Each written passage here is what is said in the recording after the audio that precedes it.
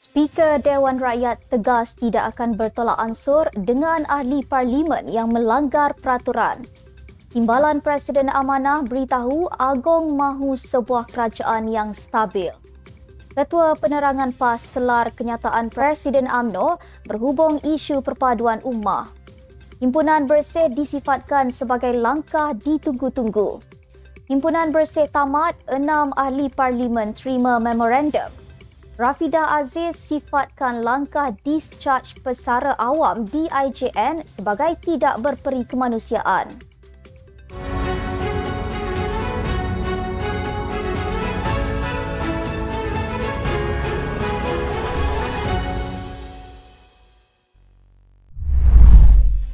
Bismillahirrahmanirrahim. Assalamualaikum warahmatullahi wabarakatuh.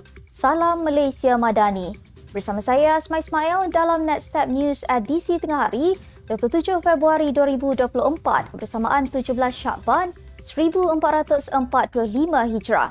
Sebelum itu jangan lupa untuk subscribe YouTube Netstep TV dan follow Facebook Netstep Malaysia.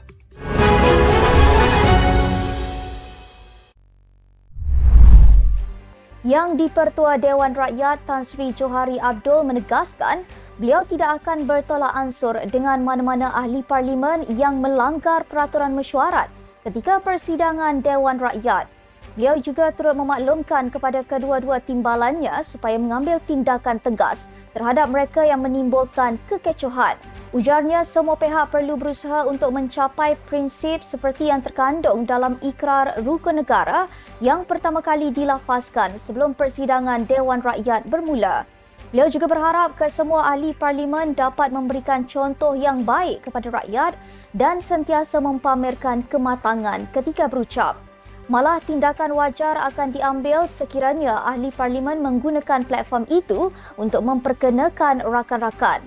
Yang di Pertuan Agong Sultan Ibrahim pada Isnin menitahkan semua ahli parlimen dan Dewan Negara supaya menjaga adab dan tata tertib selain menggunakan pertuturan yang sopan.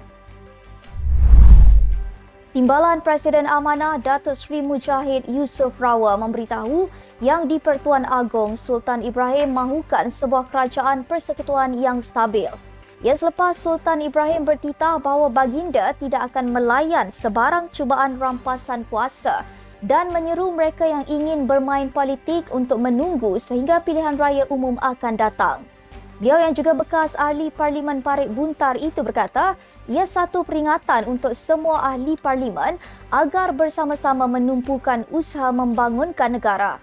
Menurutnya lagi, Perdana Menteri Datuk Seri Anwar Ibrahim perlu mengimbangi kesan politik akibat dasar-dasar baru yang diperkenalkan kerajaan pimpinannya.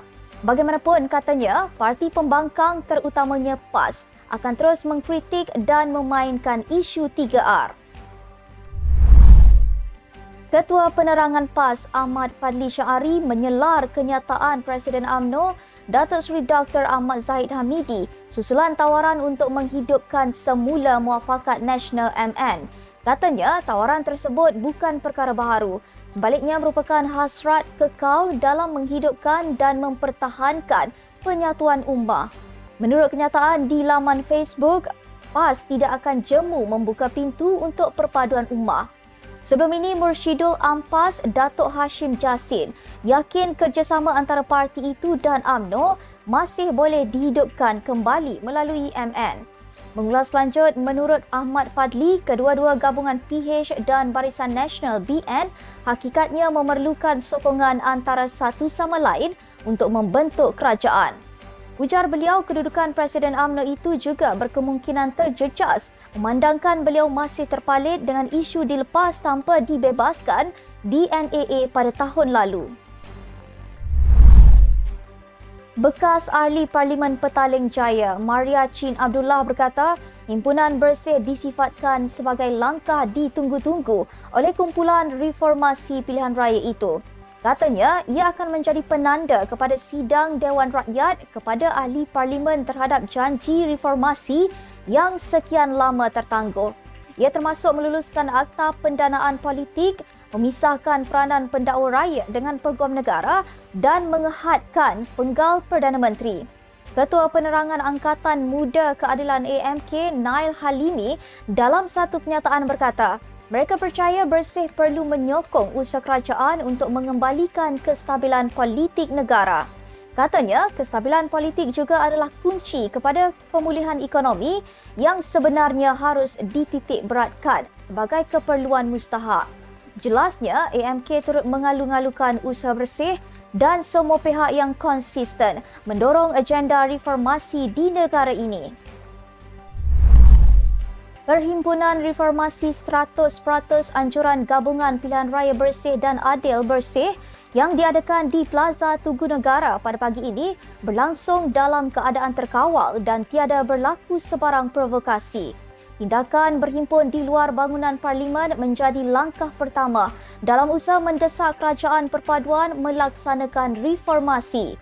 Pengerusi Bersih Faisal Abdul Aziz berkata, pihaknya menuntut pelaksanaan reformasi 100%, terutama melibatkan sistem pilihan raya dan institusi utama.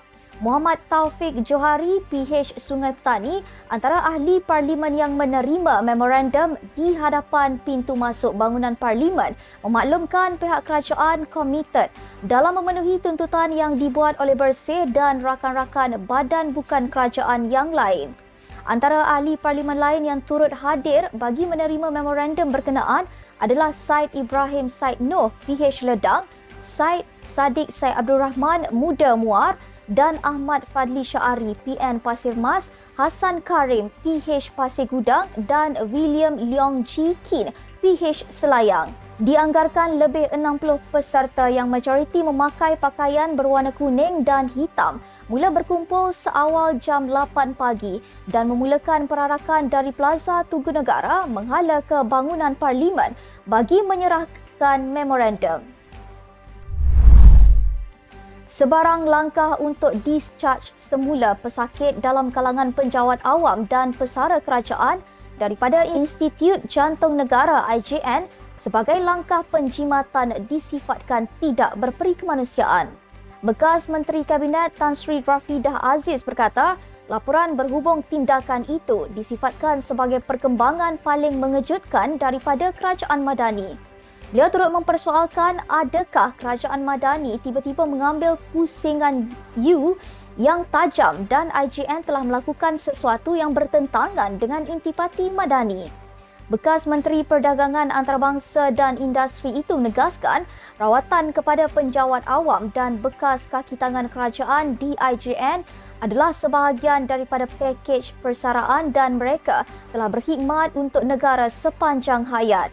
Rafidah berkata pemotongan kos untuk langkah penjimatan harus disasarkan kepada program ad hoc yang membazir di semua peringkat kerajaan bagi semua jenis acara. Sekian untuk edisi tengah hari ini. Ikuti perkembangan semasa isu-isu panas politik Malaysia setiap hari hanya di Netstep News. Jangan lupa untuk follow Facebook Netstep Malaysia dan subscribe YouTube Netstep TV. Netstep Malaysia menjangkau informasi mengorak inspirasi. Saya Asma Ismail. Assalamualaikum dan salam sejahtera.